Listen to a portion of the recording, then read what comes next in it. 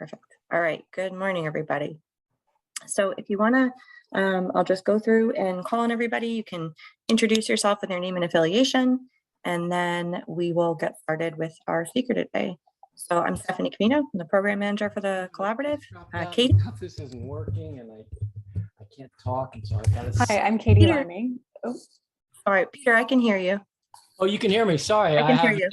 Peter Coffin, Blackstone River Coalition. Thanks, Peter. Okay, go ahead, Katie. Sorry, I misheard you, Stephanie. No, you're My name is Katie Liming. I'm a grad student at Clark University, and I'm interning with the collaborative. Thank you. Patty. Hi, I'm Patty. I'm from Upper Blackstone Clean Water in Millbury, Massachusetts. Thanks. Darcy, new face. Welcome, welcome. Thanks so much, Stephanie. My name's Darcy Young. I'm the new Watershed Outreach Manager for the Narragansett Bay Estuary Program down in Providence. Great to see everybody. Thanks. Paul? Good morning. I'm Paul Papinchuk. I'm a member of the Wetherill Park Association and the Friends of Duffy Field, and I'm very interested in the health and well-being of the Blackstone. Thanks. And you're in Worcester, Duffy Field. And I'm in Worcester, yes. Yeah. Thanks. Not all of us are Worcester folks, so. I'm sorry. No, it's okay. John Marsland. John Moslin. I'm with the Blackstone River Watershed Council, Friends of the Blackstone. Thanks, John. Ray? Morning, Ray Kelly, Director of ZAP 50, and I'm also on the Millbury Nature Trails Committee in Millbury. Thanks. Paul Matheson. Hi, everyone. I'm Paul Matheson from Worcester Polytechnic Institute in Worcester. Thanks. Deb Carey. From Mass Audubon in Central Mass. Thanks, Deb. Peter Friedland. I'm Peter Friedland. I'm a resident of Upton. Joanne. Joanne Holohan, Blackstone River Watershed Association, sister organization to the Blackstone River Watershed Council. And I'm BRWA's education coordinator. Thanks, Joanne. Colleen. Also a new face. Welcome, welcome. Hi, I'm in Providence. I'm doing a project for the National Park Service, the Blackstone River Valley National Historical Park, on the environmental resources in the valley and watershed. Perfect. Thanks, Colleen. And looking forward to talking to you later too. Donna. Donna Williams, Blackstone River Coalition and Blackstone River Valley National Heritage Corridor. Thanks, Donna. Heather. Hi, I'm from the Blackstone River Coalition as well. Thanks. Bryce. Hey y'all, Bryce Dubois. I'm an assistant professor at the Rhode Island School of Design. Good to meet you. Thanks, Bryce. Lori. Hi, I'm Lori Kennedy with Horsley Witten Group. We're an environmental consulting firm, and we support a lot of the communities and watershed groups there. Thank you. And you're working on the Horsley Witten, at least, is working on the Woonsocket comp plan, right? Comp plan, yes, we are. Yep. Okay. Susan Gorlick. Hi, my name is Susan Shingoralik from Coalition Center for Environmental Sustainability, CC4ES. Thanks. Rebecca. Rebecca Quinones, Massachusetts Division of Fisheries and Wildlife. Thank you. Let's see, Allison Hamill. Hello, everyone. I'm Allison from Rhode Island Department of Transportation, the Environmental Division and Stormwater. Thank you. Let's see, Heidi. Morning, everyone. I'm Heidi Ritchie, Director of Policy and Advocacy at Mass Audubon, and I'm driving, so I'm just in listen-only mode. No problem. Thanks, Heidi. Mark. Hi, yes, I'm Mark Noworoski. I work for Rhode Island Department of Transportation Environmental Division, also with Alice, and I oversee the illicit discharge program. Thanks. Nick Cohen. Hi, everyone. This is Nick Cohen, also Horsley Witten Group, and I'm calling from the road, so I will have to disappear in about an hour. Thanks for joining. No problem. Sure. We got a lot of drivers today. And we have someone else who's called in from a phone ending in 9660. This is Kate McPherson, Save the Bays, Narragansett Bay Riverkeeper. Hey, Kate. Perfect. All right. We've got so many drivers today. Thanks for joining us, everybody. So let me pull this up. Patty, let me make you a presenter and you can go ahead and share your screen in just a second. Okay. You would think I would remember after doing this every single month that I should do this first, and I never remember. 1 second. All right, you are a co-host. Okay.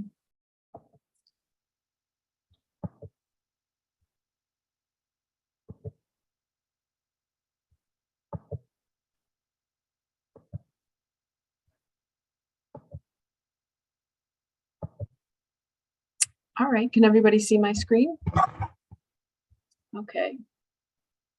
All right, so hi everyone, I'm Patty Burke and I work at Upper Blackstone Clean Water, the wastewater treatment plant in Millbury, Massachusetts.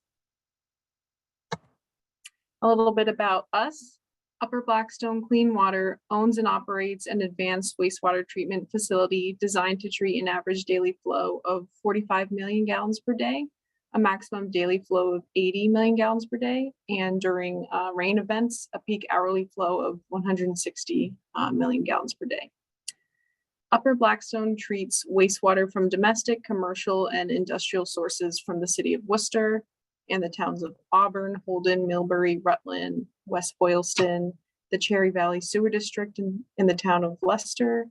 And we also serve portions of the towns of Oxford, Paxton, Shrewsbury, and Sutton. So I just wanted to share a video to give you a good idea about what we do. We collaborated with NUIA, and this video is called a day in the life of a water worker. So let me see if I can get this to play.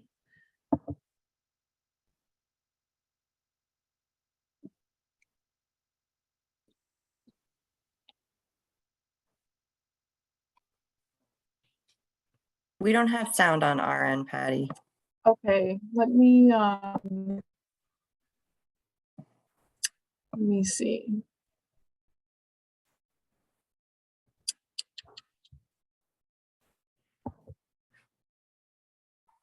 Share sound. That sounds weird. It's always different on Zoom or Teams. I know, and sound is always tough. All right, let's see if you can hear now. Everything to us, and a lot of countries don't have that luxury that we do. So for me, this place is very important.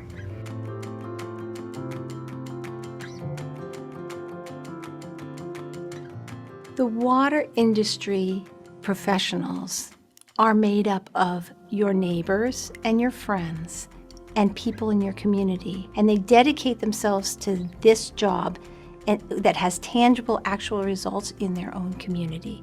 We are treating the water, we are removing all of those pollutants, and we will end up with clean water. We're always striving to improve our processes, upgrade our facility, and just meet permit as best we can on a daily basis. When the water is in our care here at Upper Blackstone Clean Water, it's our responsibility to convert that water from the sewage or the wastewater that comes in into clean, pristine water that goes out into the Blackstone River. Primarily what we do here is use natural processes that occur in soil and we just augment them with a little bit of extra help. We want to make sure that the Blackstone River stays clean. Going through the whole process of the plant, that water that comes out of the effluent is so crystal clear and so clean. When I first came here, it was just a job. I didn't realize how involved it was in making the water clean again. It's never boring. I learn stuff each and every day doing it. It's a lot of hands-on here. There's a lot of fast thinking on your feet and problem solving. We see ourselves as environmentalists, and our job is a critical job to return that valuable resource back to the world. Well, the misconception is usually that they think we're the polluters. They don't understand all this wastewater that comes into the plant, not only from households, but from commercial and industries. We have to clean it up and make it healthy so it supports life. It takes a lot of work to get the end product that people are expecting. Letting people know what it actually takes to get their water clean is super important. And once they do actually know, they might give it some more credit. We take it for granted, a lot of people, that, you flush your toilet, it's gone. Well, that's not true. It takes a lot of people to make it gone. Nobody can live without water. This is important that they understand what happened to the water, what is the cycle. We put out a very good product, and it takes a team of people to do so, working as a team. I canoe the Blackstone River, I canoe the Charles River. Those, I want it to be clean too. And that's the pride and that's the passion you have in it. All the lab technicians here are very dedicated, and they really focus on how the water goes back into the river. They put a lot of detail into it. They're dedicated. I'm very proud of the work I do because this is my dream. This is, I've always liked water, and I find it so fascinating about the chemistry and the biology and how it all combines together. And I always like to think that every drop of drinking water that we consume has come out of a place like this. So that's the end product I'm thinking of. I'm proud of this work because it's positive. I'm giving back to the environment. We call it our product. That's what it is, and most of us are pretty proud of it. To make sure that we do the job that we're doing and do it right, like they are doing, that means a lot. Clean water, yeah, we need it. Water is worth it.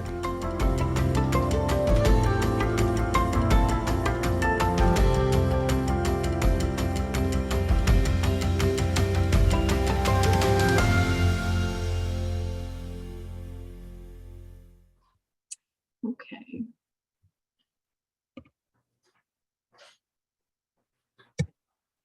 Water means everything. Just make sure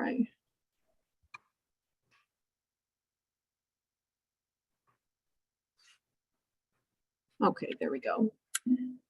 Okay, so a little bit about what I do at Upper Blackstone. So I am a laboratory and pretreatment tech. So I mostly work in the industrial pretreatment program. And the objectives of Upper Blackstone's pretreatment program are to prevent the introduction of pollutants into the treatment plant. And these pollutants will cause pass through into the environment. They prevent interference with the operation of the treatment plant, or they could contaminate sludge, and to protect worker health and safety in the collection system and the treatment plant. So our pretreatment program works to control the discharge of industrial waste to the plant by permitting and enforcing local, state, and federal pretreatment standards for indirect discharges.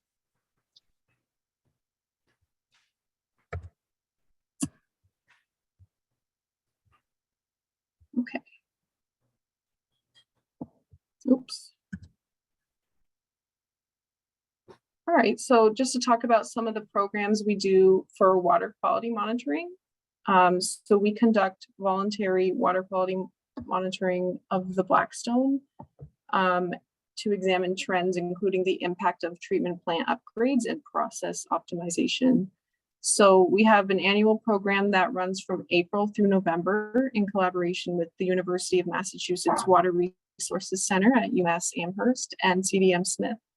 And Upper Blackstone coordinates this program with Narragansett Bay Commission's nutrient monitoring in Rhode Island.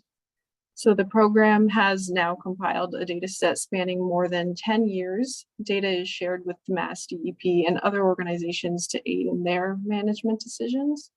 So to the left is just a picture of one of our sites along the Blackstone River, and the top right is our staff members doing some field monitoring.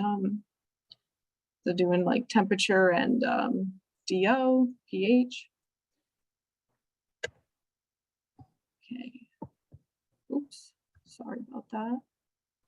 Just the top of my screen's cut off, so I'm trying to make sure.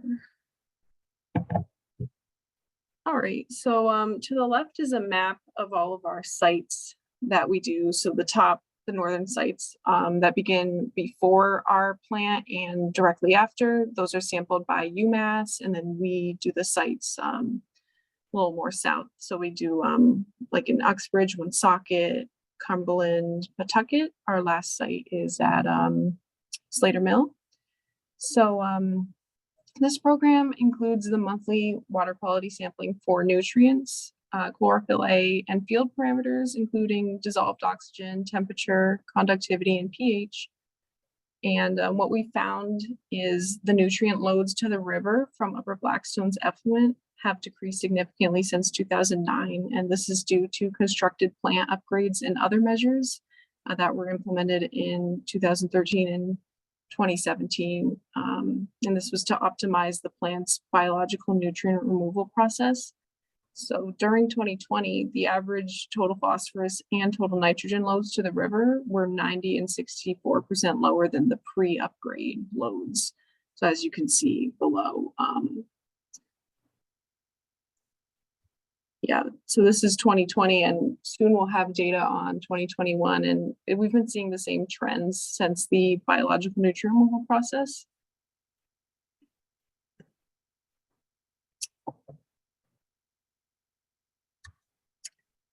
Okay, and this is another project that we're working on. So in 2019, Upper Blackstone purchased and installed 4 continuous temperature and dissolved oxygen probes at 4 locations in the Blackstone River, and we've continued to do this project yearly.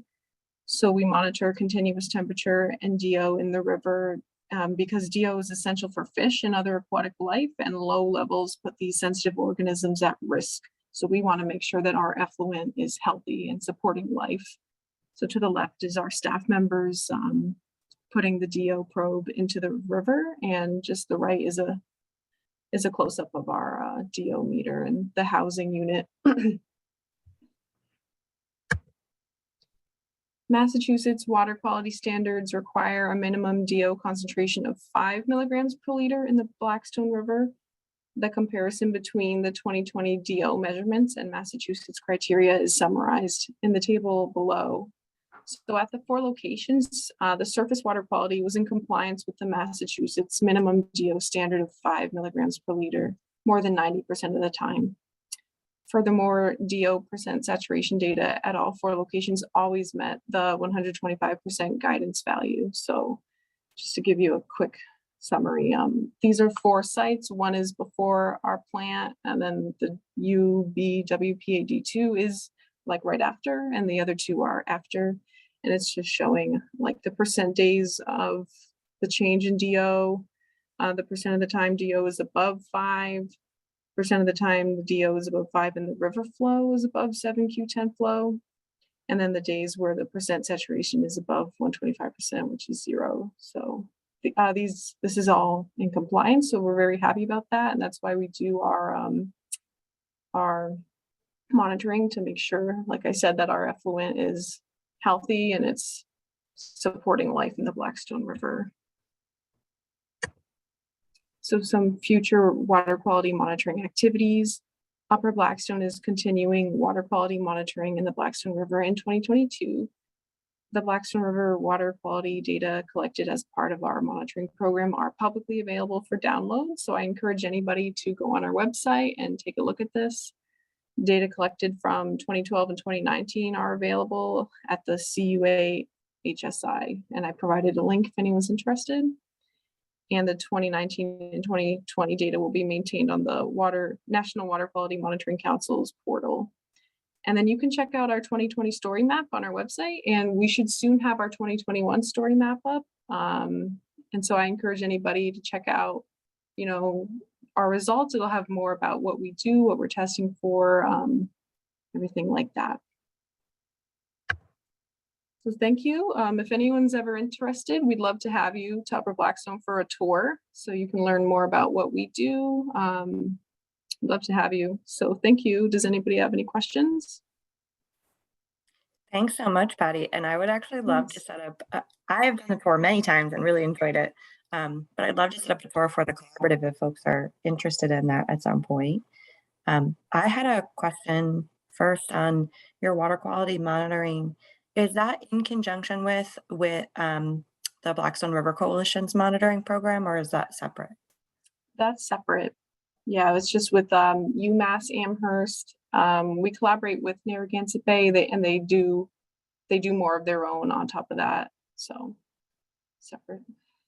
Thank you. Paul?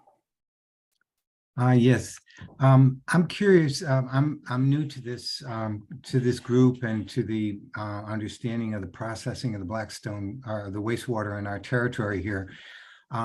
Is there what becomes of the sludge that's separated out in the process?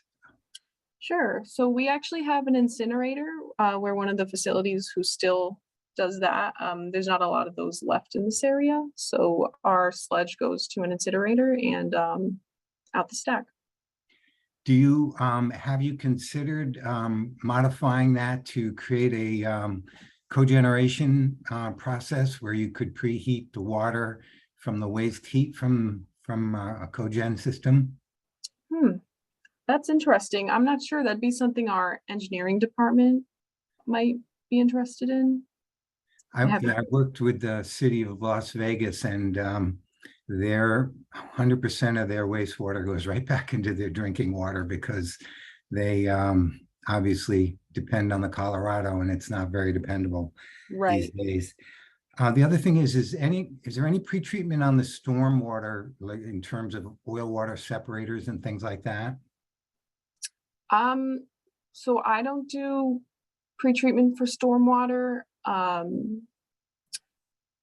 I'm not sure, maybe the city of Worcester could handle that. That would be a different entity, so I'd have to check on that.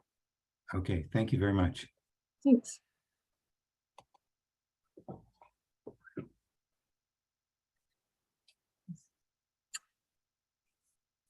Susan, did you have your hand up? Yes, I think this is great, and also great what is it, STEAM or STEM education for youth as well as a community or citizen scientist. And my nonprofit organization CC4ES tends to frontline communities, so they do a lot of environmental, so I was wondering if there is any education components that I can connect with you, and also I'm in process of establishing some sort of outreach education center regarding this. So I mean, any advice or any information would be greatly appreciated. So, and also, I mean, I know Blackstone River changes name once it gets to Rhode Island, but if there is any similar agencies like this in Rhode Island that I can more locally connected. Okay, sure. So, yeah, so we offer tours at Upper Blackstone. We'd love to have you. I know Narragansett Bay Commission may be closer. They're in, I believe, Providence, and they're the wastewater treatment facility in Providence. So I'm not sure if they do tours and things like that. I would check in with them on that, but we're working on doing like an online kind of virtual tour. It's still in the works, but if we get that going, I'd definitely share that with you. Thank you. Thanks, Donna. Hi, I hate to be the skunk at the garden party, and Patty, I don't think this is, I know this isn't your department, but yesterday there was an 879,000 gallon sewage spill in Worcester behind Walmart. Could you just talk about that, or? Sure. Yeah, so that is a different kind of entity. That would be the city of Worcester, their CSO department. It's different from us, Upper Blackstone. But Steph was giving me some more information on that because I wasn't in yesterday, so I didn't hear about that particular incident. But do you want me to jump in on that? Sure. So I wanted to bring this up. I figured I'd give Patty her time first. But I did get a lot of questions from a bunch of you guys about this spill in Worcester and saying, hey, are we going to do the same thing in Worcester as we did to Woonsocket of sending them a letter and saying this is unacceptable, et cetera. So for context, yeah, it's not Upper Blackstone. It was not the wastewater treatment plant. It was a CSO. So what CSO is, and Don, I know you know this, but just for clarity of everybody, a stormwater system, it runs off, it goes into the grate on the side of the road, it goes into a pipe and it maybe gets filtered a little bit, but then goes to a pond. Your sewer system, your sanitary system is you flush the toilet, you take a shower, whatever, it goes in a separate pipe typically and goes to your wastewater treatment plant or your septic system. Sometimes in cities in particular, there are areas where those pipes are combined. And so your sanitary sewer and your stormwater go into the same pipe. That pipe is only so big. So when it rains a lot, it gets overflowed, it fills up, and we don't always have the capacity. We do have, the city of Worcester does have a CSO pump station that can kind of hold that water. And Patty, feel free to correct me here or clarify if I'm not doing a great job, but it can collect that water and basically hold it so that it's not overflowing typically before it can send it on to the wastewater treatment plant, but it's not always the case whether it's a capacity issue or whatever. So I did speak to the City of Worcester Sewer Division yesterday about this and asked them, and they basically were like, yeah, this happens every time we get a big rain. This is something that is pretty routine there. And while it's not something that we would like to see, it wasn't an error on someone's part. It wasn't that they weren't, paying attention to the plant or, whatever. It's a capacity issue in the lines and in their system. So, if we want to learn a bit more about that, I'm happy to ask the City of Worcester to do a presentation, or maybe I can, ask them to do something that's separate than the lab meeting and share that out with you guys. I know it's a big question. And I wanted to ask, I don't know if we've had other folks from the city join us if they wanted to add into that. Jesse, I know you're on the call, but it's definitely not your division. I am here, and yes, I don't have any comments on that. Sorry, Steph. Okay. Paul, do you have more info on that? Or did you want to ask a separate question? Well, I was actually raising my hand for separate questions. I probably don't know the details of that specific one, so it's hard to say. I think you explained it pretty nicely, very nicely, actually. So, okay. Donna, did that kind of poorly answer your question? Unfortunately, not really. It answered it well, Stephanie. Thank you. All right, you're welcome. And I'm sorry that Hey, Steph, this is Kate on the phone. Can I make a comment quickly? Yeah, please. So I just wanted to also say that, this pipe has probably been overflowing for decades, and we didn't know about it until the CSO notification bill got passed. And Massachusetts has a leg up on Rhode Island because we still don't have a notification. So it's just one of those things where folks in the know that every time it rains, there's likely a sewage spill.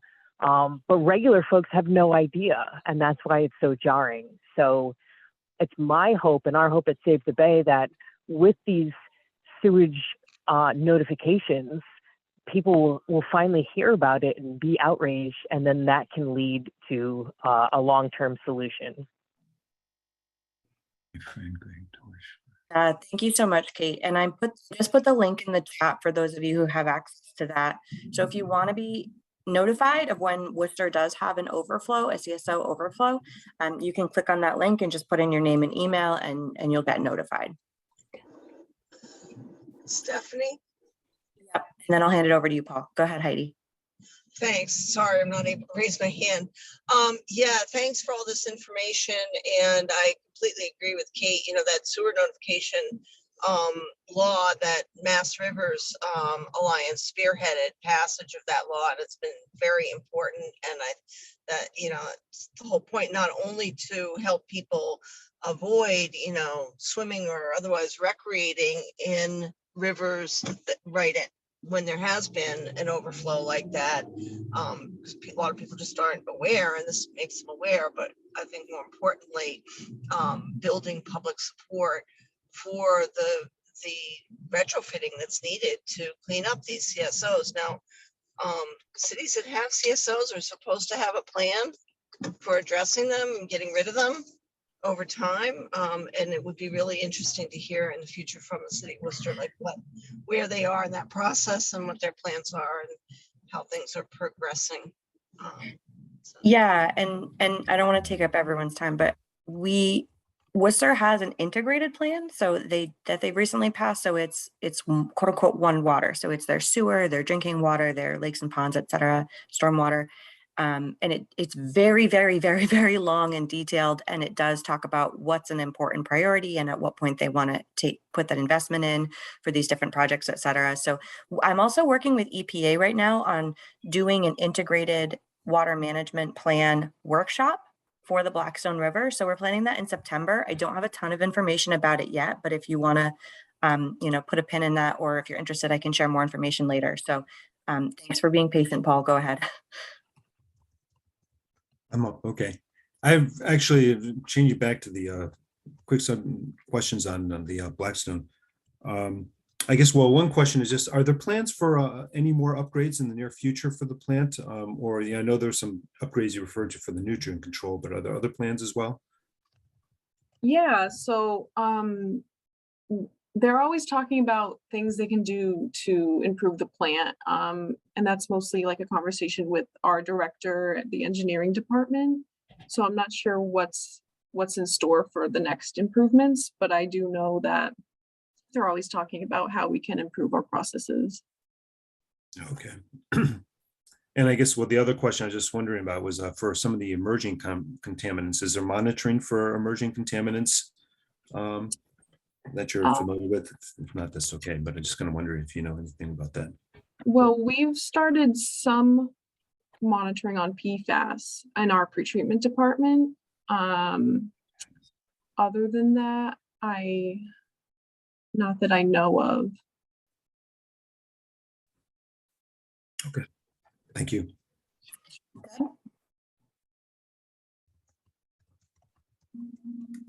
Gary, you want to jump in?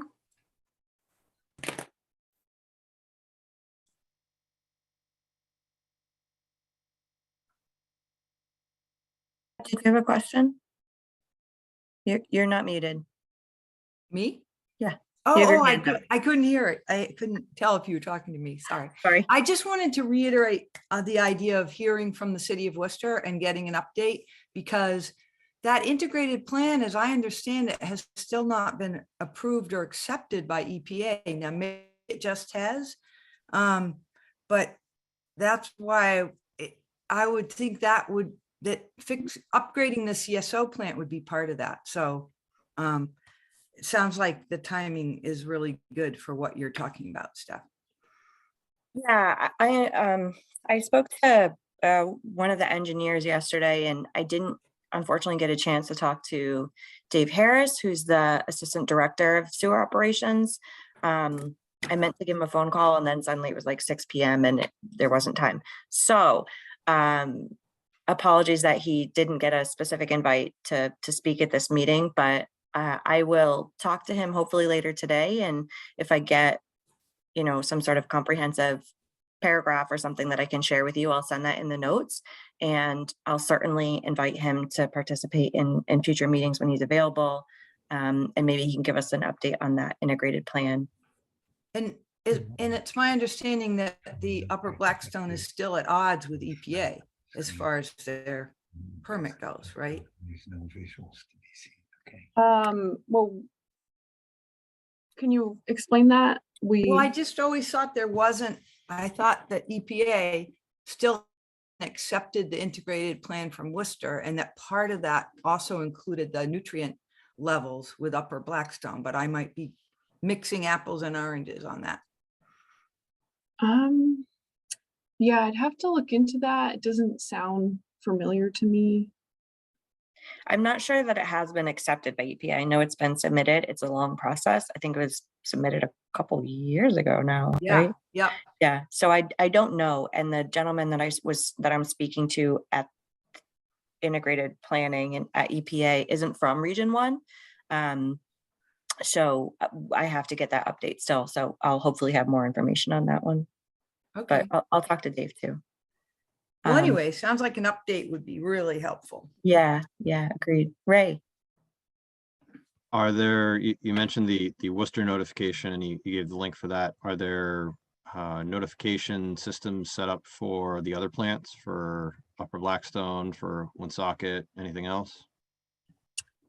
There is for Upper Blackstone. When we have a wet weather event, we have to notify a list of agencies, and I believe it's also like the Worcester like Telegram, and we will be posting it on our website. So I believe, I'm not sure about Rhode Island, but I believe for Massachusetts, they all have to notify a certain amount of groups. Okay. Is Worcester's, Stephanie, is Worcester's system here, the one you put the link up, is that more of a informal courtesy to the people and not required, or? No, it's required.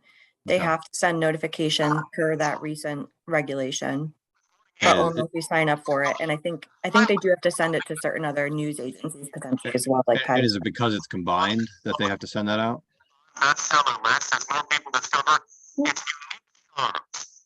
I'm just gonna mute Donna for a second there. Is it because it's combined? Like what about like Millbury and everybody else on the river? Does anybody else need to make notifications if anything happens locally in their systems? So it's for sewer treatment plants. So I don't know where the other sewer treatment plants are, but each of them would have to send some sort of notification out. Okay. All right. Yeah, I'm not quite sure if it's for, I think it is for combined discharges. It probably is for any wastewater discharges. I would think there'd be a notification for public notifications. Yeah, we actually have I know we have a student project that's starting up in collaboration with the DEP for trying to work on the nature of the notifications and supporting communities for the effectiveness of that. But I have to admit, I'm not sure the details of that at this point in time. The only thing I will add one other comment is that I know that, and again, also I'm not quite sure the status of things with the conjunction with the approval of these plans, the EPA. I don't think that integrated water plant's probably been approved through the EPA source. I don't believe them, and I think they're still trying to figure out a lot of things. It's really complex because I know, if with the CSO discharges, part of the issue is that, if to prevent the discharges, one of the options is to try to bring it over to a wastewater treatment plant for more treatments, which, and then there's naturally limitations on how much the treatment plant can, the Blackstone can actually treat. And also the nature of the stormwater, the combined sewage relative to what's normally wastewater, it changes. So there's lots of considerations involved. So it's kind of there's many constraints within the sewer system and the stormwater system itself within Worcester, and there's also constraints on how all this comes together. So that would brings the issue regarding or trying to think about things in an integrated sense for looking at the nature of the wastewater and the stormwater as well. So a complex problem, and I know they're trying to move that forward in the context of that integrated water plan, but I think there's a lot to figure out is my sense. It's complex, so it's a challenging problem. Yep. And I know we're super over time on this topic, but there is that specific event that happened that everyone has questions about. So I'm going to let it go. Greg. Yeah, I was just wondering, is there a way to get any kind of estimate in terms of how much raw sewage is included in that combined discharge? For instance, if it happens in the middle of the night, is it likely to be mostly rainwater as opposed to if it happens during the day? Or if it happens during a big rainstorm at a point when the river is likely to be high anyways, is the impact going to be less than than at other times when there's just raw sewage discharges?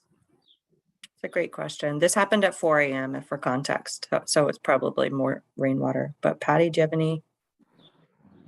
I can't speak to the City of Worcester, the CSOs, but for Upper Blackstone, I don't think the time of day particularly would matter. we're calling people in when these events happen, and we're trying to, work as efficiently as we can and treat the wastewater. I'm not sure. Yeah, I don't think time of day, things like that would affect it. Donna. I think it's a wonderful idea to have someone from the city speak with this group. This has been going on forever, I think, since the inception of the CSO system. And as someone said, it really doesn't excuse all these overflows.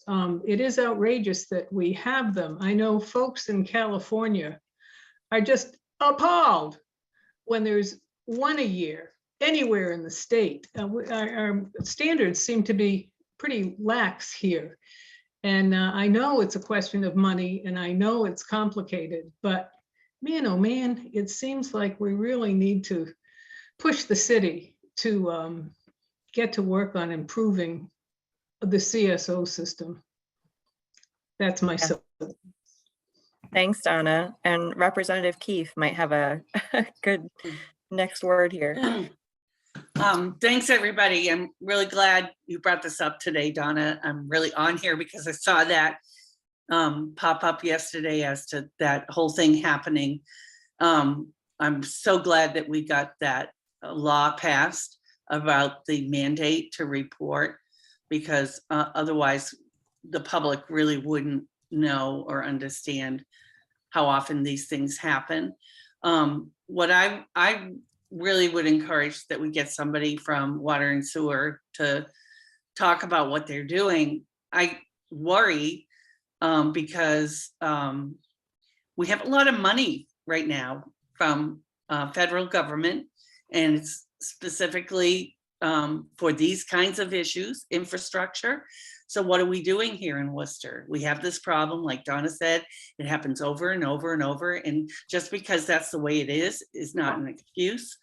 So what are we doing around the infrastructure to increase our capacity so that we're not discharging sewage into the river? The other thing that concerns me is I think there are proposed right now over 5,000 units of housing to be developed in the city. 5,000 units. That means, 10,000 people, right? Tapping into our systems. And where is the capacity? Where are we at in terms of capacity? Because that's a lot. And I just think it's the time. We have to do something different. So thanks everybody for bringing it up and being concerned. That's all. Thanks so much, Mary. Okay, well, yeah, I'm really impressed by how many people heard about this, the first day it happened and I'm so happy that we have a kind of centralized place here as the collaborative to ask questions and talk together and hopefully be a bit more organized in getting answers. So I'm sorry that Patty got put in the hot seat today. Upper Blackstone's doing, I think, a great job. And I think in my experience, you guys have been so committed and everyone's an environmentalist and totally gets it at the plant. I really do encourage everybody to, if you're interested in doing a tour, I'm happy to set one up. We can maybe get a group of folks together from the collaborative one day. I'd love to do that. Maybe we can run the meeting from there one day and then go for a tour afterwards. That would be great. Well, I'll talk to Dave and others at the city and see if we can get a bit more of a response on what's going on and some more information about the integrated plan. And we will definitely, maybe we can ask Dave to be a speaker at a future collaborative event. Like I said, I do have this EPA workshop coming up in September that I've just started working on with them. So I'll have more information about that, but we're looking at between September 20th, 21st, or 22nd. So one of those 3 dates, if you want to kind of hold the date, it will be virtual as well, per EPA's request.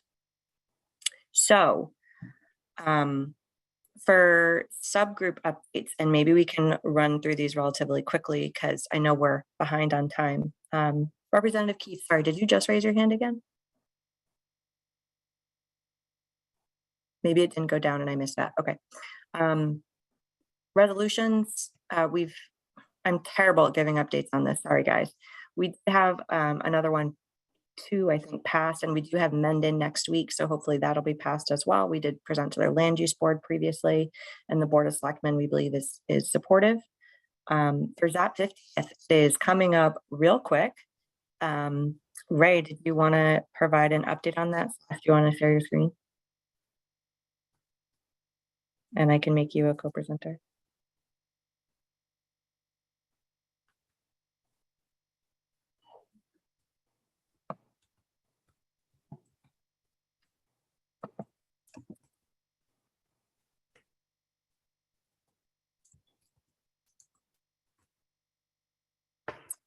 You're on mute, Ray. Sorry. Thank you. I kept pressing it and it kept saying something not so useful. I promised to talk fast. So many folks have already heard about ZAP. Terrific. So I'll just jump right in. I know we talked about this already, but and I've only really been paying attention for the last 10 months or so. But it seems like this sort of stuff happens a lot lately. And I know Donna mentioned this has been happening for years, and maybe it's more of a notification thing that we're now more aware. But it just, it really feeds into, I think, what ZAP is related to. So years ago in 1972, the river was estimated to be 50% sewage. And so certainly since then, we've had huge changes. And I think two of those things was ZAP 72, which really made people aware, brought this to the forefront. And then obviously the Clean Water Act, where we had enforcement upgrades and new systems. And I think here we are 50 years later, certainly things have, again, greatly improved, but we're still fighting similar issues of, you know, depending on how you look at it, polluters or things that bring pollution to the river. Certainly you can classify it as a system issue, a people issue, you know, a money issue. But I really think, you know, between notification and enforcement leading to awareness, I think we should expect change going forward. So I thought that was, I don't know, just something I wanted to remind folks of. So, you know, that goes back to the second point here, where the short-term success of ZAP, we expect, will energize efforts to affect long-term change and improvements in the watershed. So again, the synergy, it's all interrelated. So, and as we've said before, ZAP is supporting the needs assessment and, you know, making people aware of that, just moving forward. So you've probably seen these posters around town, around your local area. My wife found it at the dentist. I did not send it there. I'm guessing somebody else did. So again, August 27th, that's when all of the projects, pretty much all the projects are happening that week, that day. And then we're having the celebration at Slater Mill, September 10th. It actually runs till 6 p.m. It's a combination of music and awards and recognition, and there's going to be lots of different groups there. There's going to be tables. You can certainly catch up with a lot of the local groups, the local environmental groups, local river groups. You know, it's going to be a great time, and there's going to be lots of folks there. And we're going to be recognizing, you know, people who have done work over the last 50 years, people who are doing work today. So I really encourage everybody to come out. Let's see, that's right here, real quick. We already talked about that. And again, before and after, we're really trying to get people excited and involved in the collaborative and the partners and other local organizations and maintain that momentum. So we're focusing on the planning and efforts on both those 2 days. We've gotten most of the cities and towns committed or interested. We have many partnerships, and our focus really is the volunteers, the community captains, and the projects list. And that projects list is available to anybody who volunteers. We're sending that out to them and saying, hey, here's the list of projects, jump on board when people volunteer. And the community captains, and and individuals, it's really important to coordinate local support from organizations and local people. We're still having our board steering team meetings, zaptheblackstone.com, as well as on Facebook and Instagram. You can find out great info there. We're still reaching out to the press, sending out press releases, and they've started contacting us. We had, since the last time we talked, we had meetings with State Rep Keefe and Donahue and LaBeouf, and we're going to be in the Rhode Island Monthly magazine in August. And then on local TV, on Northbridge TV, which I hope we will be able to circulate to all the other local cable access. We have some recordings. There was a focus on history on the first one, and then also focus on ZAP 50 partnerships with the BRWA, National Heritage Corridor, and other groups, collaborative certainly. And we also had audio recordings that were played on WCRN. And we have those on the Google Drive as well available. So I'm going to send this to Steph, and hopefully she'll include that in the notes. So what does that 50 need? We still need more people to do more stuff. Any help we can get with more planning, we'll be happy to take more steering team people. We're still connecting people and projects, and we're still pushing for some more sponsors to cover some of the costs that we have. And I'm also going to be reaching out to the local colleges. We've talked about that. I just haven't had a chance to yet. And there's all sorts of things that individuals can do. These are all the different tasks that we still need help with. Anybody can feel free to volunteer. And, you know, anyone who wants to post stuff about ZAP on their website, we would greatly appreciate it. And to connect with all of us, these are the best ways to do it. So I think that was my shortest one yet. Any questions? Thanks, Ray. Okay, if you do have questions, feel free to raise your hand or put it in the chat. We're going to run right through here. We have another brief presentation in a minute that I want to be able to get to. For the Bikeway Greenway update, Sundick Moore had reached out as well and noted that there's an effort right now to encourage Mass legislators to include funding for completion of the Bikeway, as well as reopening of the Heritage Center in Worcester in the Massachusetts Economic Development Bill that's now under consideration. So I'll send that out in the notes. And he provided a great overview of both of those topics. And there's like a 2-pager on each of them that I can send out if you'd like to contact your local reps and encourage them to vote on this. I know we do have Rep Keefe on the phone. I don't know if you have anything in particular to add to that.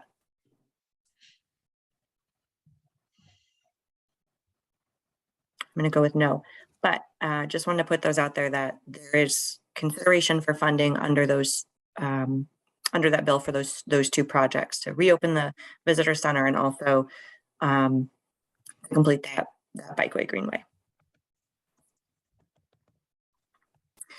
For water quality, we've been doing a lot of water quality conversation today. Is there any other specific updates that folks wanted to provide? Okay. University work, are there particular projects that we have some professors working on that you wanted to connect in?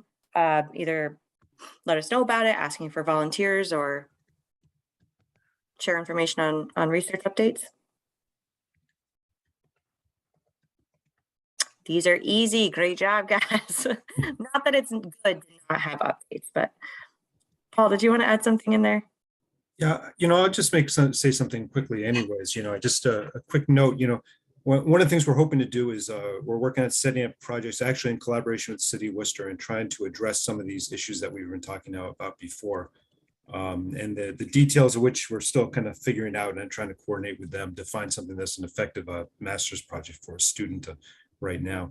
And I guess the other thing I'll just add in, again, it's still kind of in the works, but we really want to try to get, one of the big issues I know is the Green Island area and the flooding issue related to that, and which all relates to this certainly as well. But anyways, what we're hoping to do is set up a workshop or a collaboration just to get some people together from City of Worcester as well as others. And hopefully we can get a group together to discuss these issues and come up with an approach for that. So I'll keep you in touch, Stephanie, and we can follow up on that later on anyway. So that's Yeah, we need to get lunch at some point too. Just talk about all these things. Thanks, Paul. Hey, Stephanie. Yeah, go ahead. I guess I'll jump in for the Blackstone Coalition. We're continuing our monitoring program that we do every year from March to November, and we have data back from 2004 until now. And that's going well. We have lots of dedicated volunteers that are working on it, and we're working on getting the data more easily accessible for other people to use as well.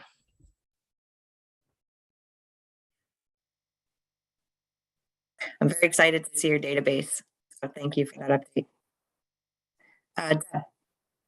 Yeah, Paul, you might know about this, and it just got me thinking that maybe we don't share all the good information that comes from WPI projects, because there's a Professor Laura Roberts who worked with the Green Hill Park Coalition to assess the water quality issues affecting Green Hill Park Pond, and also to make a recommendation as to whether that pond water should be used for irrigating the Green Hill Park golf course.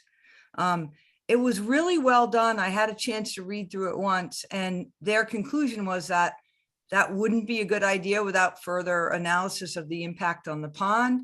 But it is kind of a challenge, because instead the golf course is using potable water, which seems like a waste. But anyway, my point is, gosh, WPI does so many good projects. I didn't even think to like send that on to you, Steph, as sort of our clearinghouse. I will, but it's just something to be aware of, because it's probably WPI does many of the projects, but maybe not, maybe we don't share enough of the project outcomes. Yeah, thanks for mentioning that. Actually, I forgot it, because they came to, I helped them with the, our lab helped them with some of the water quality analyses on that. And so we've met with them a few times along those lines to look at that. And we've looked at Green Hill Pond in the past. So it's a helpful question anyway. So yeah, I know there's some other projects going on this summer too, I believe, from what I say. Is that some of the, like, whether it's Clark or Worcester State, I forget which of the projects going on. So sometimes I wonder if the colleges should come, somebody from each of the colleges should have a chance to get together and sort of hear and be inspired by all that's going on and share too. Maybe that's something you could, we can give you stuff, tons to do. So my next intern, maybe in the fall, if I can get one, can do something like that to get the universities together. And that was the goal of having a sort of a university update to invite folks, but I know we don't have all of our universities represented. So, all right. So I wanna pop over to the next one, which is our expedition. So this is kind of terrifying. I shouldn't say that on recording, but this is the last collab meeting before our expedition, which is our 60-mile paddle trip. My goodness, I thought I could do it. And then we did a 9-mile trip the other day, and I was like, man, this is hard, but we're gonna do it. So I appreciate all of your support. We're starting out August 11th. That's the kickoff. We're gonna meet in the morning, probably around 9 a.m. Judy Madden from DCR has promised that he will open up the visitor center for us. So we're really excited about that. We do have excuse me, Representative Mary Keefe. Thank you. Agreeing to speak, and Representative Donahue. Thank you for agreeing to speak. We are going to be asking someone from the city of Worcester. I'm not sure who the right person is for that yet, but we'll have them. And I have asked Carla Sangre from Upper Blackstone also to speak. I haven't heard back yet. So Patty, maybe I can elbow you about that one. Or if you have someone else that would be a good speaker. We don't want to keep it really long at that first initial kickoff because we want to get in the water. But just to let you know, and it's not a very big public event for that one. It's a little bit more small press, but I'll share information with you again soon.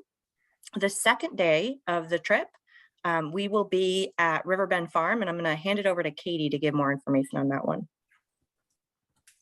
Thanks, Steph. In the afternoon, we are partnering with DCR at Riverbend Farm to throw a big family-friendly river festival.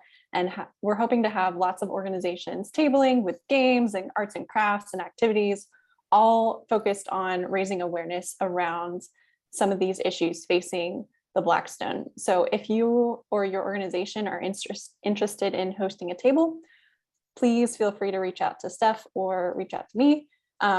We're also hoping to invite a band. There's going to be food trucks. People will be free to get in the water if they bring their own paddling equipment. And hope it's going to be a great fun event on August 12th, which is a Friday night from 3 p.m. to 7 p.m.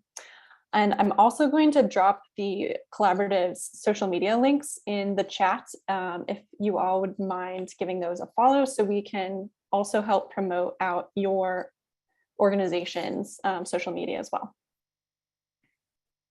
Katie does a great job on social media, unlike some of us. So thank you very much. And hopefully your organization can come and table. If you're here, you're invited. We would love to have you. We don't have a ton of tables. DCR has some. If you're able to bring one, great. If you need one, let me know and I'll talk to DCR. Our third day of the trip, we're going to be connecting with the water quality monitors. I don't know exactly where that is yet, but we will figure it out. So thank you, Heather. And our fourth day is the end. So we are ending at India Point Park in Providence. You are all invited there. It's more of this, it's a press and a celebration. We do have the director of DEM, Rhode Island DEM, confirmed as a speaker, Terry Gray. So thank you, DEM. We're also going to be, we've invited several other folks, including EPA Region 1 Administrator David Cash. He's a tentative. I don't have a confirmed yes on him yet. We've also invited some of our legislators, and if folks have great contacts with some of those legislators, please let me know.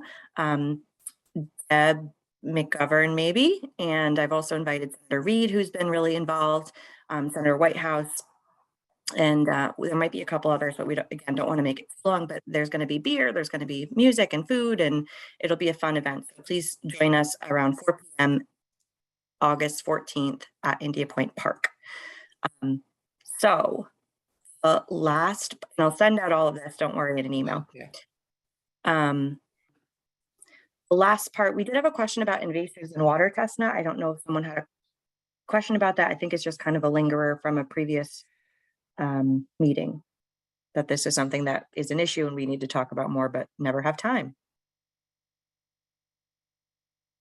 Okay, I'm gonna let it go. Feel free to put. Hey, Yeah. Steph, this is Mike. I just had a question. Are there any water chestnut events coming up? I know there was one considered in Rhode Island, but I'm just curious if there is anything. Yeah, so John, I don't know if you want to hop in here. Yeah. Hi, Mike. Yeah, we did a water chestnut pull June 25th and 26th. Had about 50 volunteers over the 2-day period, and we took out 2 4-yard trailer, like a trailer, 8 yards total of water chestnuts. We kind of eradicated a cove that was getting filled up, similar to the Valley Falls Marsh. But next year we're going to have a lot more people and try to coordinate it with. I think they're going to maybe be applying herbicide next year. I don't know if it's going to happen this year, but the city of Central Falls did get some funds to treat the Valley Falls Pond, which is like 30 acres of water chestnuts. And those water chestnuts are spreading downriver towards the Central Falls landing. And there's a small amount upriver from the marsh, but it's going to be an ongoing battle. And I think we need a lot more people for next year. And John, when is the window when you can continue to do these projects? I know it's around now, but I'm curious, when does it kind of end? Yeah, I think it's about till the end of July. Okay. Is maybe the window. Good. Okay. But like, I think we can start before, like we started June 25th and 26th. I think we could probably start the first week in June when they're small.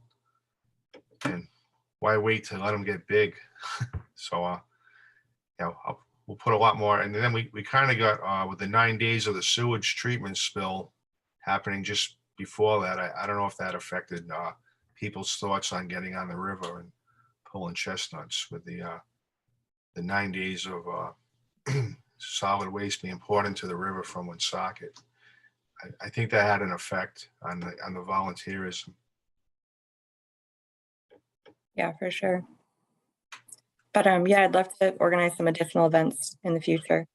Oh, great. Yeah, Jesse has a a video about the water chestnut in Worcester, which is definitely an issue there too. Worcester is very unique and fortunate that they are putting money into a lakes and ponds program. Okay, so thank you for all your updates. There's still time for other updates, but I want to hand it over to Bryce Dubois from RISD, and he'll tell you a bit more about this really awesome street map project that he's been working on, that a lot of it's actually focused on our river in the Blackstone. Yeah, hey y'all, and I could like talk for a long time, but I'll try to keep it brief so you'll see me sort of just jump through some slides. So I'll just say sort of briefly that there are other resources, and I'll just click on this link. There are resources here if you're interested in learning more about what this project is about. It's a part of the SNEP network, the Southeast New England Program Network, sort of portfolio of projects. And this particular project is intended to be a resource to folks in the community. So just to say, I'm going to be brief. I'll intro myself in just a moment, but I'll be brief. But there are resources here, including sort of results and additional information, as well as public data. So all of that is available, and I can drop this link in the chat as I go.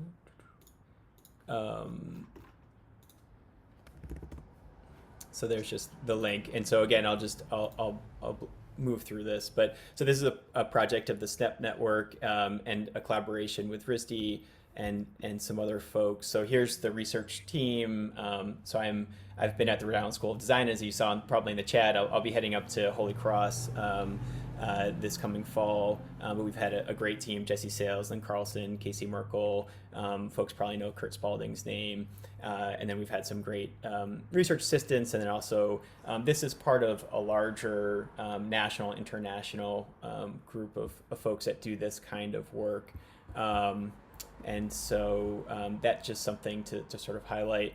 So I would have done this like broader thing, but again, I'll just sort of move through many of the slides. But I want to give you a sense of sort of why we did this across the region, and then also what the data quality is like. So in case you wanted, if you have the skills, if you wanted to get into the public data, I'll just give you a sort of brief sense of like what that data is, so that you could play with it. And then I'll just show you one of the tools that we built for this that's currently under review with the U.S. Forest Service. It's going to be hosted there, so it'll be available there to sort of play with and search. And I'll show you the example. You can see it up here, but that's just it just hasn't finished the review. So essentially, many of you, probably nearly all of you, received an email from me or someone on my team in the last couple years asking you to participate in our survey. So it's a survey and develop this sort of public database. The idea is to sort of help map stewardship activities and networks with the goal of strengthening community capacity for stewardship. So stewardship is a broadly defined concept that I'll define in just a moment. But the larger goals are to sort of understand who takes care of this region, where there are gaps and where there are concentrations of care, and where there are groups working on what issues and who's working in a community or on a particular topic. So sort of really broad thing. So, for many of you who know this area really well, especially the Blackstone, the particular information about the Blackstone may not be as interesting or useful to you, but you'll be able to see, for example, and search connections across the region around topics or geographies or similar site types, that kind of thing. And so that information could be really interesting and important to you. So just sort of, I'll search with you a little bit about opportunities to work with this data. This slide is just to show you that we're this is a particular project that's within a broader community of folks that are working with this method, stewardship mapping and assessment sort of method. We chose a really broad geography, all of the Southeast New England region. We looked beyond urban boundaries, and we were really focused on watersheds. And so that's sort of what makes our thing unique. And then just to define what we included as stewardship, so stewardship again is broadly defined. For this project, we were interested in folks in responses from any group, 2 or more people who work to conserve, manage, monitor, transform, care for specific living things, build partnerships, engage in place-based traditional gathering of resources for consumption, restore native habitat, prepare for environmental disturbances, fund or provide in-kind material support, and educate or advocate about the environment across a sort of defined region. Okay, so the point is that it's quite broad. So we were seeking to get this sort of like comprehensive set of groups, and we're looking primarily at just nonprofit and community-based groups. So I'll say just a little bit more about that in just a moment, but the goal was to really get this idea of civic actors. So most of you on this call would be included in that. Some of you that have city and state titles would not. So we collected, thanks Stephanie, we collected data on attribute characteristics, so included things like year groups were founded, their mission, primary work sites, services offered, budgets, and staff. We also collected information on turf, and I'll show you a little bit what that turf data set is about. That's a major tool that we use to sort of help you and help us to sort of understand where folks are working.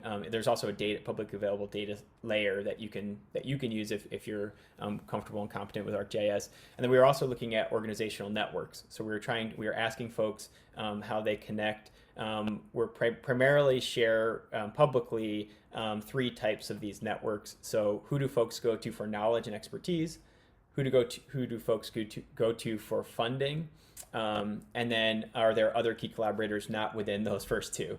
So that's the sort of primary 3 kinds of networks. So again, so for folks on this call, you may already know who people typically go to for those kinds of things, but you might be able to search other groups that are working on similar site types and find out, across in different regions who they're going to for funding or for knowledge, and it may surprise you. To give you a sense of like when we were doing this work, from October 2019 to 2020, we were basically building out this big database and then also developing the survey and working with a group of 12 key informants that were suggesting to us, some of you are part of that, how you'd like us to ask the questions and revise the survey and approach. From November 2020 to 2021 of June, we surveyed folks. So we sent out the survey, and then we did a series of what we call alter surveys. So when folks were named in a network, then we reached out to those folks. So we did that 3 times. So essentially we were trying to go as far as we could down the snowball, down the sort of path of folks that were named. And then the last year we've been cleaning and doing analysis and preparing some dissemination thing. So I'll jump through this, but just to say that we had 390 groups in the initial database. We ended up having a total of 718 groups that were named throughout that network. We got 170 total responses, and after cleaning and sort of working through that database, we got 149 that end up being our primary group of set of groups. And on our dashboard, 143 agreed to be on the dashboard and shared. So again, this data is available for download on the SNEP Network website.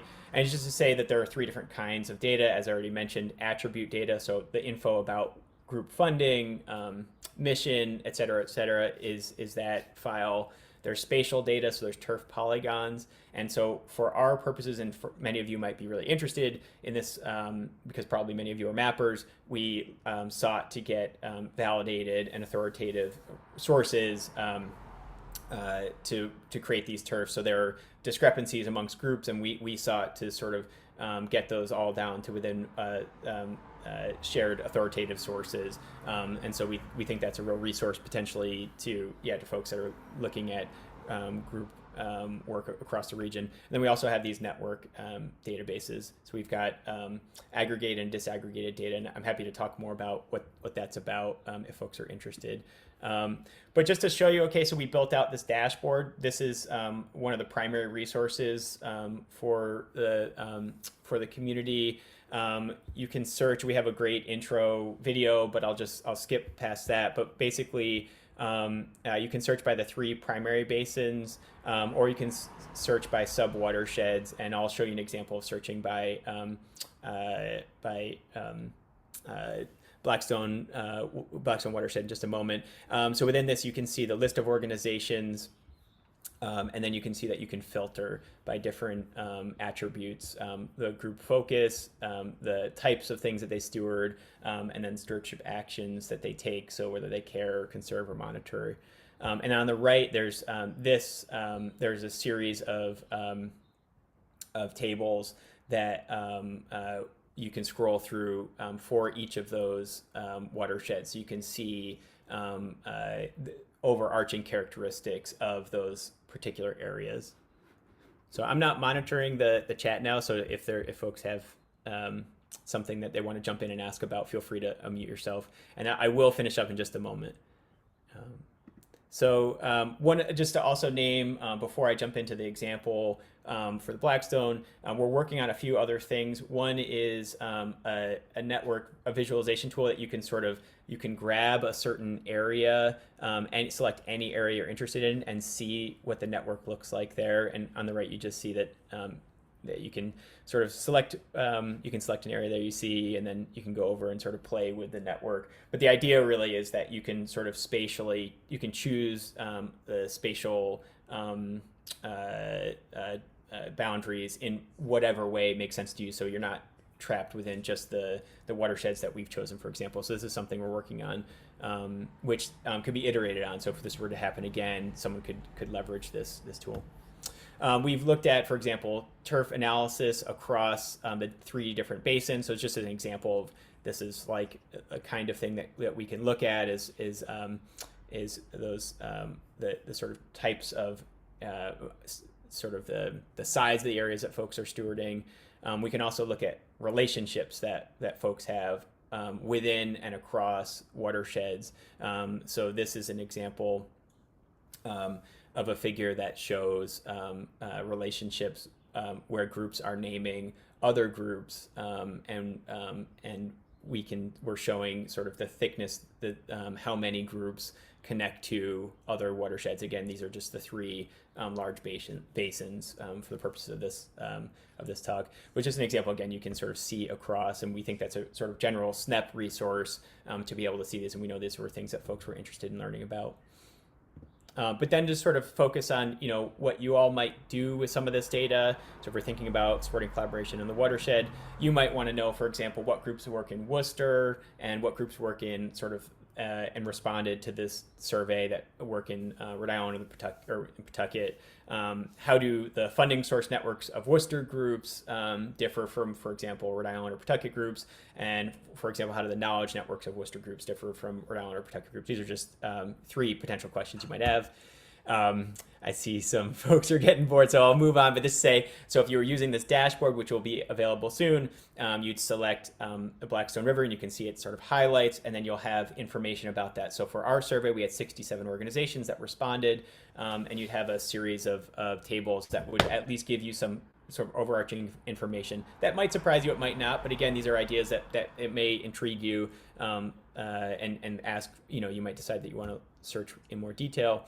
Again, looking at the sort of broader framing, we can see that for our survey, amongst the 67 respondents, education, to educate was the primary stewardship activity that folks were engaged in, followed by groups said that they primarily engage in conservation or advocacy in the region. So again, this is just sort of high level descriptive information. And then here you can see the sort of primary site types that folks chose. So, based on the primary stewardship focus, it's not surprising then that the most common site system or green infrastructure type is conservation of lands in this amongst the sample that responded, followed by watersheds and forests. So again, just this is the kind of information that you can learn at a top level. You can also look at the watershed group types. Given that our focus in this particular survey, we're on civic society-like groups. The most common type is, not surprisingly, 501c3 groups. But we did include some other groups when they are operating as an organization, as a civic type organization. For example, even if they were a federal entity but had a .org website, we made a decision to include some groups. So there, we made a couple calls like that when groups were functioning like a community group, even if they have a title. That's not that way. So that's why you see a little bit of difference there. We also looked at group funding, for example, and so we see that just amongst this isn't a scalar representation. It's just like who says that they receive individual donations. Well, over 30 groups who have funding in the Blackstone say that that's their primary, that's the most common type of funding. This is not, again, a scalar thing, so individual donations don't necessarily make up the primary monies that people receive. So that's another kind of analysis. But again, I'm just sort of showing you a broad brush example. We can see that a mean budget is just about 1.7 million, but the median, which is a better measure here, is around 75 grand. But that's amongst groups who have budget. 23 groups amongst the 67 that respond to the survey have no budget at all, which is of course meaningful. And one group with a really large budget there. Okay, so if I were to, for example, want to find out who's working on cultural or place-based knowledge, I could search by that, and I would see that the Blackstone River Valley National Historic District and the Nipmuc Nation and Nipmuc Indian Development Corporation lists that as their primary organizational focus. And alternatively, for example, I could search who works on community improvement or capacity building, and amongst those that responded, 3 groups identify this as the primary activity: the Coalition for Social Justice Education Fund, Park Spirit of Worcester, and the Attleboro Land Trust. So if you wanted to search for all groups that include these foci, but not as their primary, unfortunately, you would need to download the data, but that could be of interest to folks. So you might want to know like who says they're working on climate change adaptation, but it's maybe not their primary. That is within the data set. It's just not represented here. So again, I'm just trying to highlight opportunities for folks to search this information. And then again, just showing you an example. So selecting a point in Worcester, you can see that 20 have turfs within Worcester, the sort of center of Worcester on this map, and scroll through and see information about those groups. And you see there's a set of attribute descriptive information about each individual group that's available. So you can find out more about them in case they're new or unknown to you.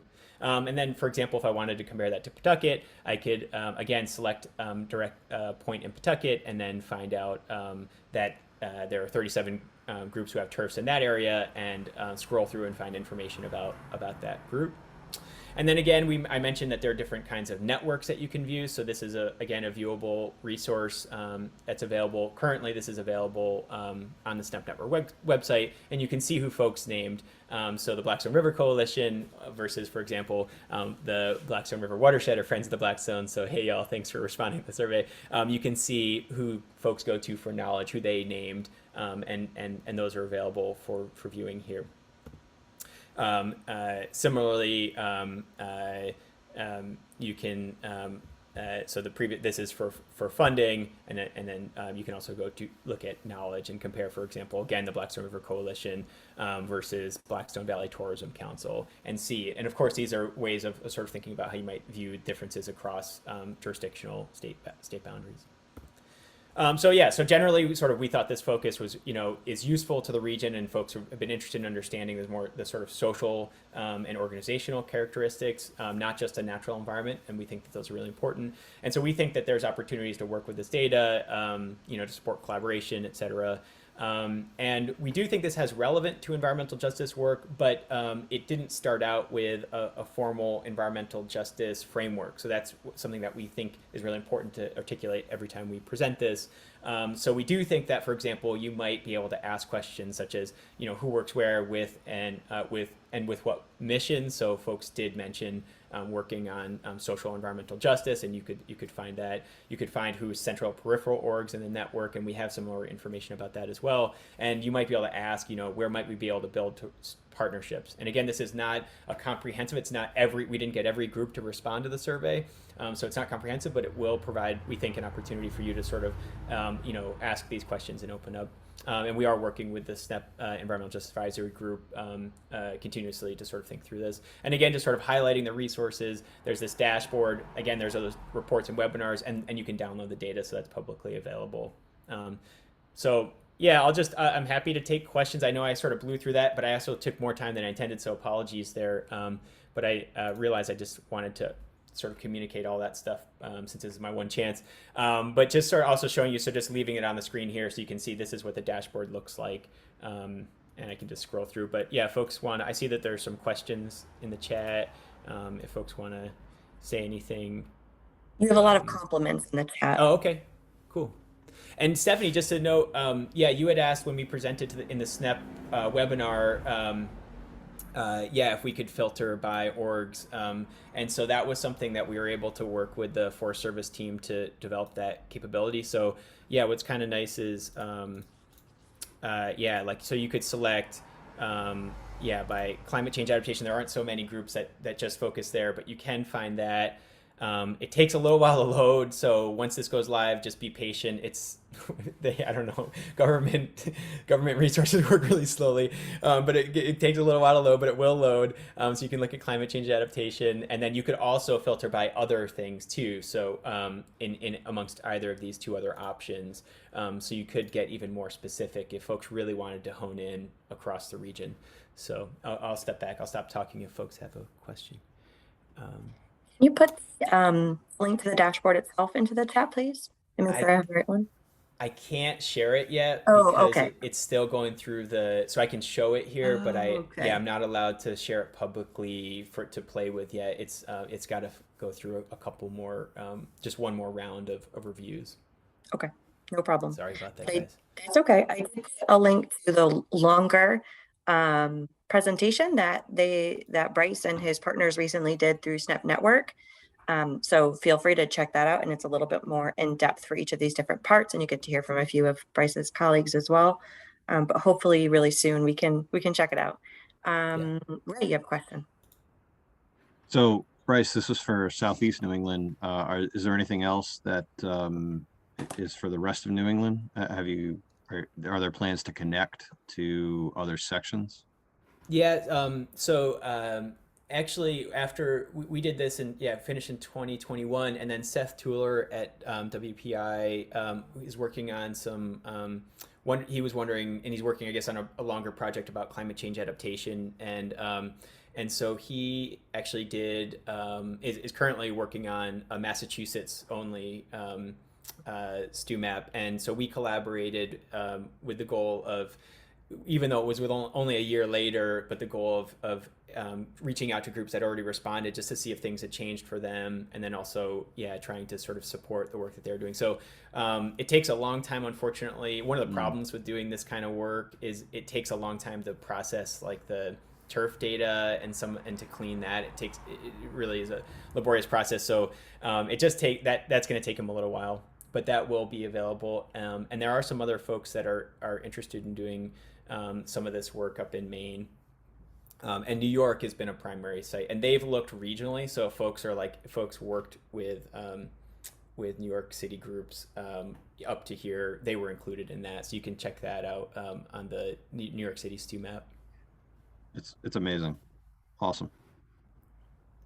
Yeah, I was saying from the get-go, we have so many bees in here in this area, right? All the different Blackstone groups. So it's great to see this kind of broken out. It's really interesting.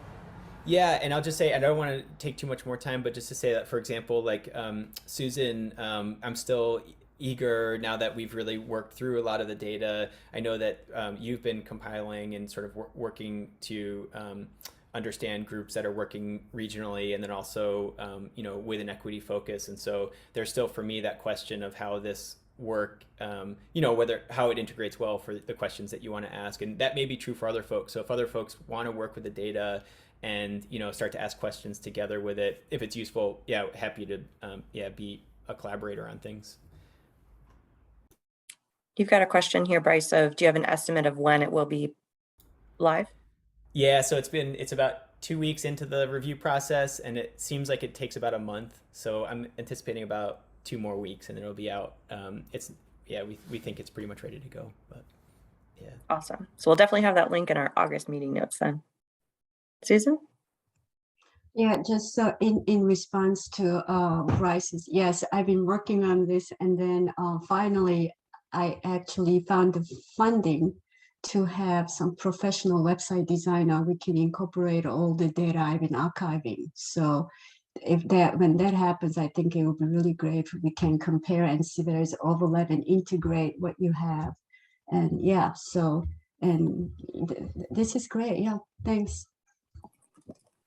Thanks, Susan. Yeah, I'm looking forward to that. And then I also know that the Central Mass Conservation or Central Mass Planning. Yeah, District, CMRPC, is that right? Yeah, they were trying to do trying to understand where there were collaborations. So I don't know if anyone's from that group on this call, but just sort of highlighting that folks do know them. I know that they were interested in learning about the outcome of this work, and I haven't been able to yet contact them. So we had Zach Blaze on the call. He's from transportation. I don't know if he's been involved in that versus the land use division. We'll contact them. We'll reach back out, and Zach, I can ask you to push that along too. So I'll just put one more plug in. If folks do think that, and sorry that it's not yet live, but if you do have suggestions based on what you've seen or based on as you review the information, if you do want us to include or strive to include some other things in the dashboard so it's most useful to you, just feel free to give me a shout, and I'll put my email.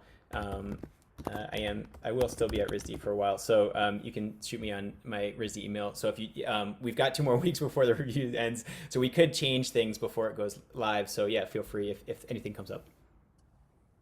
Thanks so much for taking the time, y'all. Appreciate it. Thank you, Bryce. Really appreciate it. I put a bunch of that information in our notes too, and I put your email in there, so hopefully folks can follow up with you.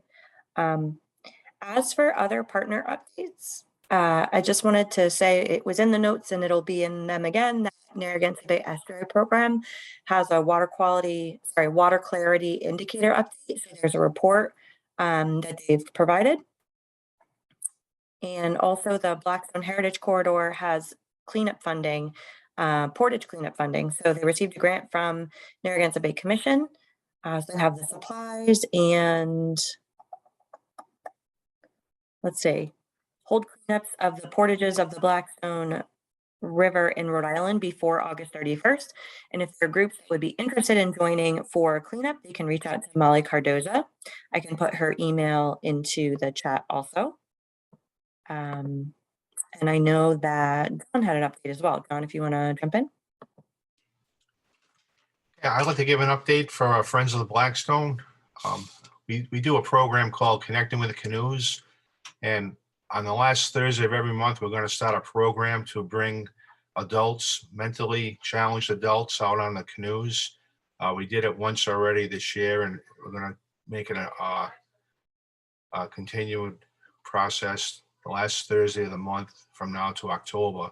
So we're trying to reach out to people that maybe haven't been on the river. And one of our other projects is to garner more community support for the Blackstone River, where we're partnering with the Hassemunisco Band of the Nipmucks to reach out and get support for the fish ladder project, where in community groups that haven't been involved before. So I've reached out to the mayor of Pawtucket and to the mayor of Central Falls, and we're going to schedule some meetings and get some groups from them that maybe we could reach out to and go to their meetings and discuss the importance of the fish ladder project, and also the importance of having a voice for the river when we have these solid waste discharges. I think we got to create a louder voice. It can't just be coming from the environmental community. It has to be coming from the communities at large. And it's going to be a little bit of work to get people that have never been involved and having a voice for the river, but I really think that's important for us to move forward and maybe secure more funding. If the funders see that we have a large community support for a project, they'd be interested in funding it. And I hope that will help out. Thanks. Thanks so much, John. Susan?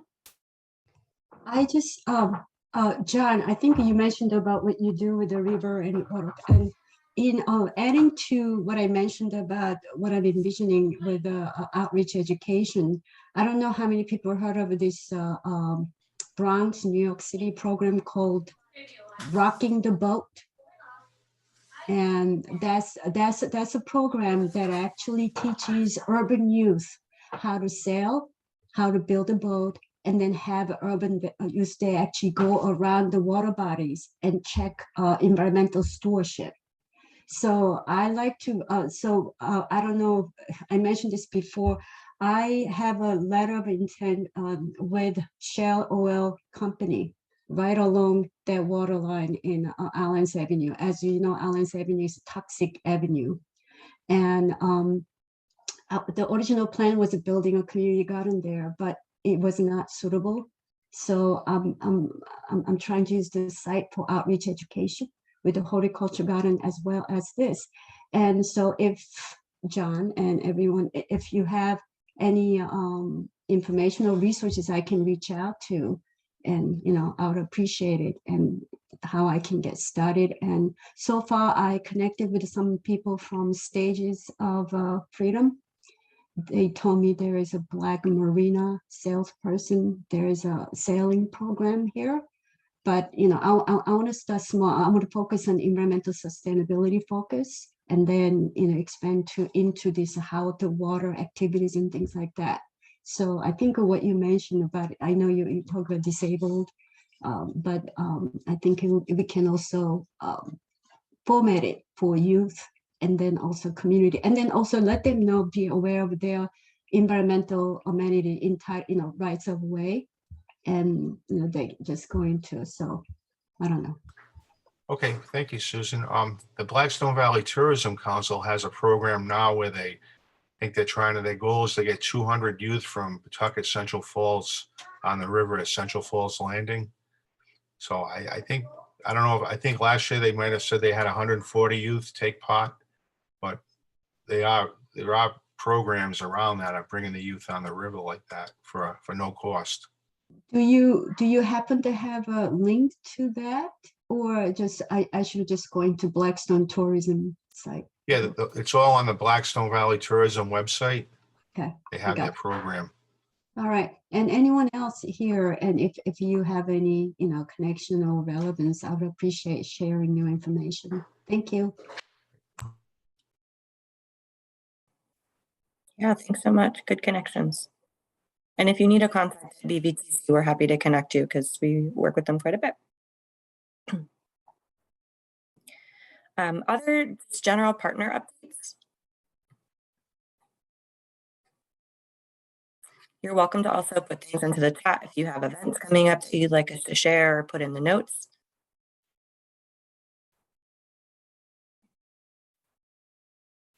Okay. So I know we're definitely behind in our agenda, but we have so much good stuff going on. So it's totally great. And it's interesting too, because the last piece that I've always wanted to talk about for the last couple of meetings, and we haven't had the time, is talking about discussion of priority projects. So something that the collaborative has always had a goal of doing is setting up kind of a go-to list of priority projects so that when funding availability, or when funding is available, we can kind of jump in and say, all right, we know we have the support to work on X, Y, and Z. So we have a couple of projects that have come up in the past, including working in Hopedale on the Draper Mill that was removed. There's a really large area there that's basically all impervious with a partially covered river running through it. And we're hoping to assist the town of Hopedale with getting funds to do a remediation project there, daylight part of that river, have some buffer restoration, and also have funding to replace a high hazard dam that's connected So that's one example. I know we've talked about others. I know Manchog Pond Association talked last time about some opportunities to remove culverts and dams and increase connectivity. It's definitely something that have fun. He's got to hop off. Something that's come up in this meeting a lot is the need for talking about CSOs and sewer and water quality. So that's definitely something that we can continue working with. And I'll talk to the city, I'll talk to Paul. I'm really interested in what your students are working on. Maybe we can get a presentation from them as well into the future. But if folks have ideas or thoughts, please let me know and we can get those into the notes and I can follow up.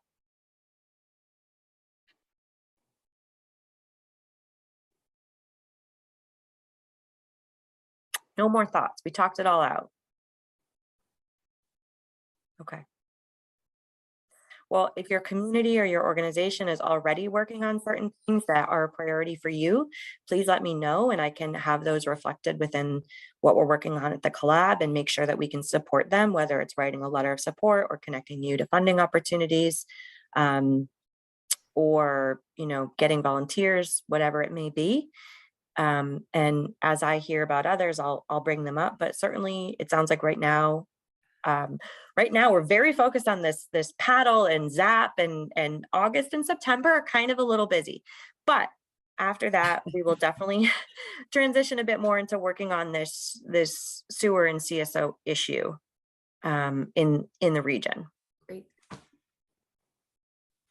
Okay. Well, see, we were super behind on agenda and now we're early. So any parting words, last minute comments, thoughts? Paul? Yeah. You're on mute, Paul.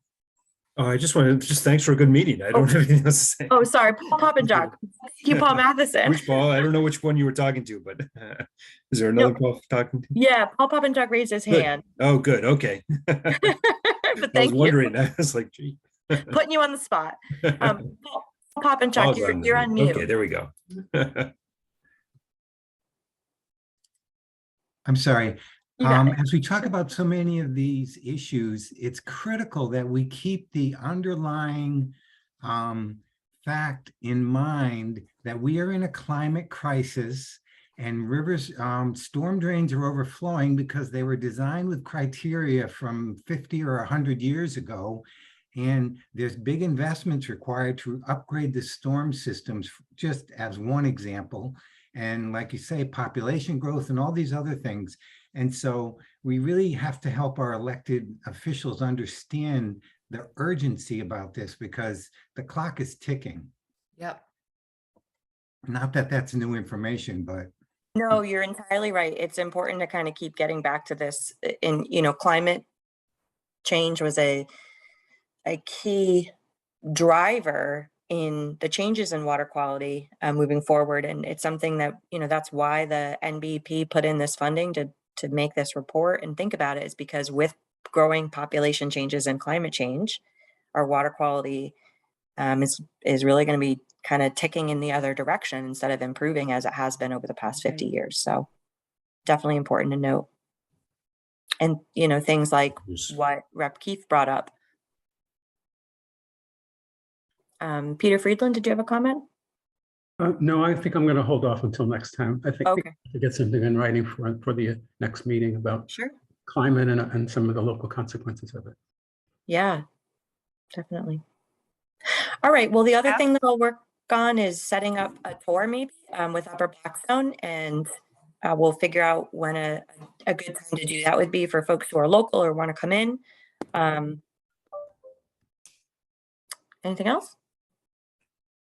Can I just ask just a general broad question? And because someone just mentioned the climate change and action, and one of the climate actions that I'm taking with this frontline community members is extreme heat index, in addition to tree plantings, and have all this. But I am into this Rotary Grows Hope. That's the first project I shared with you, repurposing things. So I'm in the process of repurposing old used sail from sailboats as awning for these schools. And obviously, I'm about to reach out to sail makers, but like a mechanics of it, we're using the sail now instead of vertically, we're using horizontally. If anyone knew, hey, Bryce, maybe recently students can design, because I'm starting youth program this Monday, and this is one of the outcomes.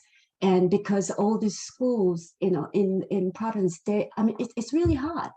And if we can just so I got this huge set, 3 different sails, master sail, 2 different sails for the purpose, but I said it's beautifully made and I don't want to take it apart and sew it. And then if you know anybody who can give me some like expertise, how we can, like, what kind of a pulleys. Yeah, I'm into physics, but I think I need more like expertise. So if you know anybody, please reach out to me, and I can put my email address or something, because they'll be really helpful, because I want to have a youth really think about it. These are going to be frontline community, the youth, they want to do something about it. And in addition to building, community gardens and things like that, planting trees. So anyway, so I just thought of it. Oh, one more, sorry. So I'm building these gardens of second chances, using all the repurposed, to reduce waste and everything. So somebody told me that Rhode Island Department of Transportation, they have these construction materials that can be recycled. So I was wondering, I know there are 2 people from Department of Transportation. If you have, like even cinder blocks, I can actually use them as making container gardening. And so far I have about 70 tree bucket as a container gardening for these community members, because they all have a brownfield, and so if you know anybody, whom I can reach out to that have access, somebody with a trucks who can help me deliver things, that would be awesome. Sorry, it maybe really sounds like very off the line, but this is everything is connected, as all the stuff. So if you have any resources or expertise or any ideas, please reach out to me. And my email is susan.gorelick, GORELICK @cc4es.org. Okay, thank you. Thanks, Susan. I know we do have Mark and Allison on the line. I don't know if you have any specific responses to that, but you can follow up to an email. Yeah, Susan, you have my email address at Rhode Island DOT. This is Allison. Please feel free to email me and I will connect you with whomever I can. I will say that I don't think you want DOT construction material. We may be able to provide help, but I don't think you want our material for what you're looking for. But please feel free to email me and I will work with you with whatever I can do. Allison, somehow my email gets to you sometimes, like miss or hit or miss. So I don't know. Would you mind just putting up again on the chat, and I can reach out to you again? Yes, absolutely. All right. Thank you. Perfect. Thank you again, everyone. Great. Well, thanks everybody for a really wonderful conversation here. I appreciate it, and I'm gonna stop the recording, and we will see you next month after our paddle. Hope to see you soon. All right, take care. Bye. Thank you. Bye-bye.